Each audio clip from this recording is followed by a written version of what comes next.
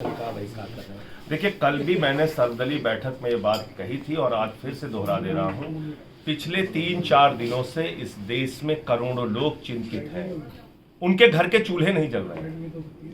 जिन लोगों ने LIC में अपना पैसा लगा रखा है, और इस देश के करोड़ों लोग ऐसे हैं जिन्होंने LIC में अपना पैसा लगा रखा है। क्यों लगा रखा है? बेटी की शादी के लिए, कभी बीमार हो जाएंगे तो उस संकट के लिए, छोटा सा आसियाना बनाने के लिए, बुढ़ापे की पेंशन के लिए।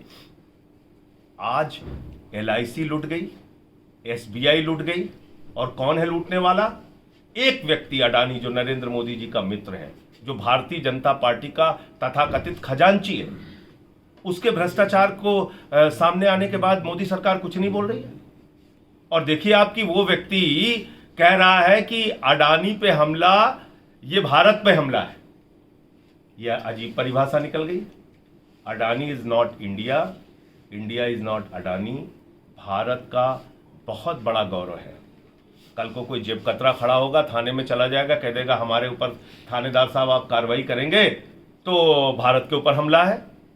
ये क्या बात हुई? लाखों करोड़ों लोगों की जेब काटने वाला अडानी, वो कह रहा है उसके फ्रॉड को उजागर करना भारत पे हमला है। तो अडानी ने देश के करोड़ों लोगों के भविष्य पे हमला किया है। ये फ्रॉड करके लगभग 4.5 लाख करोड़ रुपए इस देश के निवेशकों का, इस देश के लोगों का पैसा डूब गया, उनकी गाढ़ी कमाई का पैसा डूब गया। और इस भ्रष्टाचार को जानने के लिए कोई अतिरिक्त विज्ञान लगाने की जरूरत नहीं है। ऐसे समझिए, टैक्स हेवन कंट्रीज जैसे कि मॉरिशस हो गया, एंटीगुआ हो गया, ऐसे देश जहां पर कंपनी बनाने, पैसा रखने पर कोई कर नहीं लगता, ऐसे देशों में इस अडानी ने फर्जी कंपनियां बनाई। उन फर्जी कंपनियों के जरिए भारत में अपनी ही कंपनी का शेयर खरीदा, अपनी इस कंपनी का शेयर खरीद के उसके दाम बढ़ाए, और अपनी कंपनी के शेयर के दाम बढ़ाकर उन्हीं कंपनियों पर बड़े बड़े लाखों करोड़ रुपए के बैंकों से लोन ले लिए।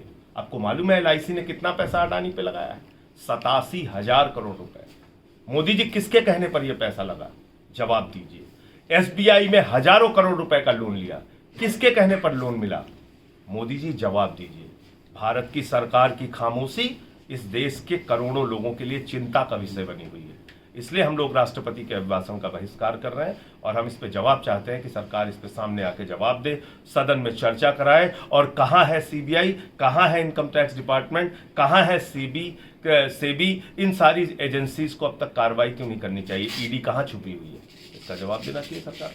लेकिन बिना बहिष्कार किए भी आप इन सारे मुद्दों को सदन के अंदर उठा सकते हैं। उठाया तो था सर्वदलीय बैठक में, कल ही उठाया था।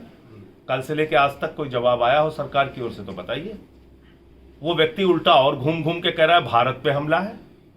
अगर भारत पे हमला है तो रक्षा मंत्री क्या कर रहे हैं?